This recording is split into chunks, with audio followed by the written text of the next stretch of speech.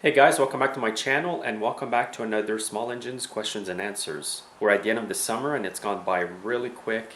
Hopefully you've had a good summer this year. It's been extremely busy here repairing stuff, and also I've been cleaning up a lot of old junk that's been sitting in the backyard for quite a while.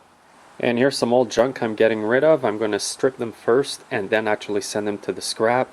You can see the old granny carts in there. It's been left outside and it's decayed a bit. It's all rusted out and the engine's got a few problems, so I'm just going to take out some of the parts I want, like the engine. I'm going to get rid of it in the future. Hopefully I do get time to make some other project like that. Actually, I'll post a link under the video so you can watch the actual granny cart over there in action. So what I do with these old lawnmowers here is I take them apart. I'll keep the carburetors, coils, blade adapters, the brake cables, and this little lever over here. And if the wheels are good, I save them as well. The only problem is that you can end up with a huge pile of wheels and parts that you will never use, taking up space that you don't really have. Also, another thing I usually keep on lawnmowers are the handlebars if they're good, because they often break at the bottom over here where they connect to the lawnmower. This is just a tiny pile of stuff I've gotten rid of. I've gotten rid of approximately 4 pickup truck fulls this summer. It's just insane the amount of stuff that you collect over time or that people leave here because it doesn't run anymore. And before I get started in the first question, I want to thank all my subscribers for their support, and I want to welcome all the new ones as well. Now, in my first question, a YouTuber asked me, what are the most popular sizes of TORX screwdrivers that you use on chainsaws? Well, the most popular sizes I use are number T25 and number T27. Actually, the T27, which is bigger, is the one I use the most often, which you will find all over the saws and also on other equipment.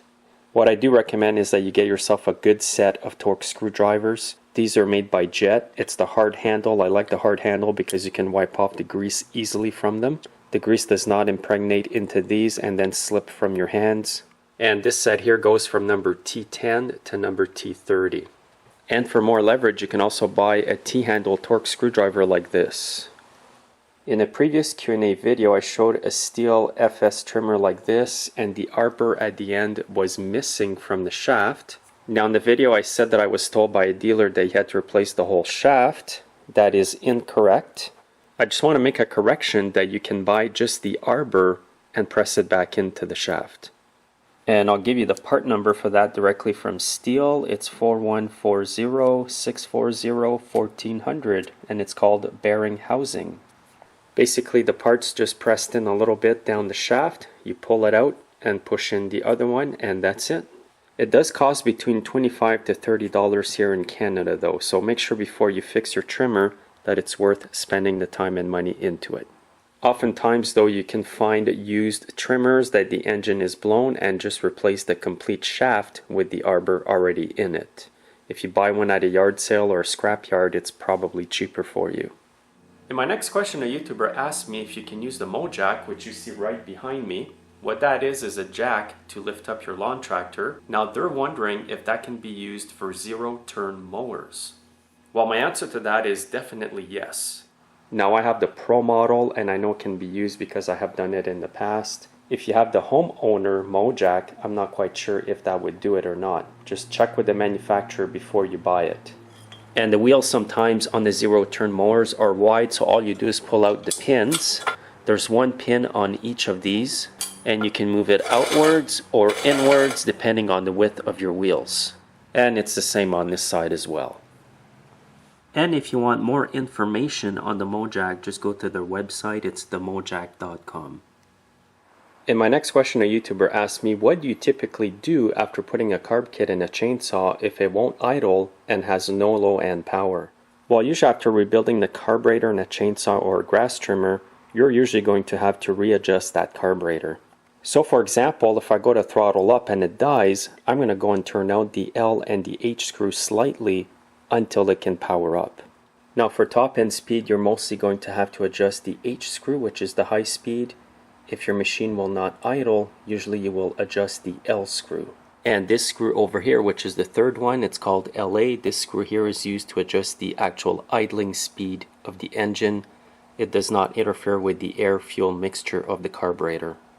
So after you've adjusted the carburetor properly over here, you can go down and tweak the idle speed with this screw here.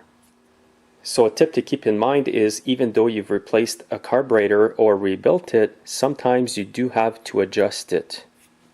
A YouTuber asked me the other day, why is there fuel leaking where the fuel lines go in the fuel tank on my weed eater? So oftentimes people have the fuel leaking right here where the fuel lines go into the tank. The main reasons for that is that the fuel lines have decayed or deteriorated. Also, if you've replaced the fuel lines and they did not go tight in the holes, the fuel will leak.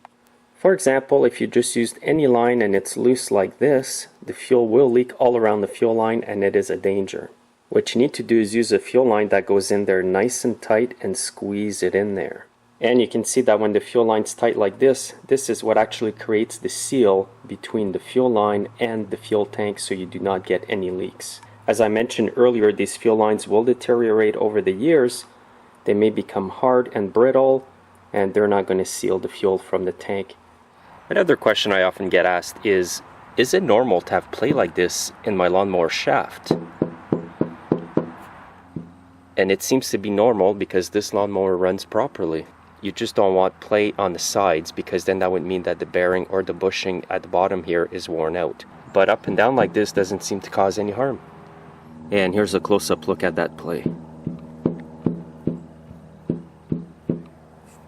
In my last question, somebody asked me the other day, how can I tell if a chainsaw is a pro one or not?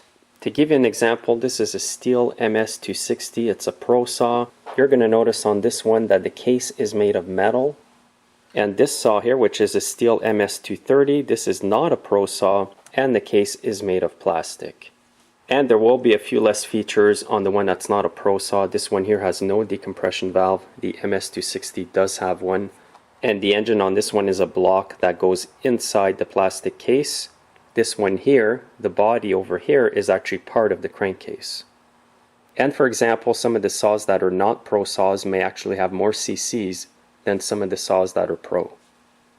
To end off the video today, I want to show you what happens with bad gas and how a carb becomes gummed up, as they say.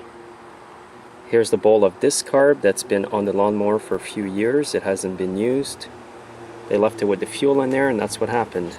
Now to clean a carb like this may be difficult. If you have an ultrasonic cleaner, that will be the best thing. If not, you should dump it into carburetor cleaner and let it soak in there for a day or two maybe. If you're in this situation, it might just be better for you to buy a brand new carburetor. If you take it to a shop, they'll probably just throw in a new carburetor because it's going to save you labor and they know it's going to run properly after that. Anyways, I just thought I'd show you guys what bad gas looks like inside a carburetor. So thanks a lot for watching, guys. Thanks for all your comments. Again, it's impossible for me to answer every question, but keep posting them. Also, make sure to subscribe and have yourselves a great weekend.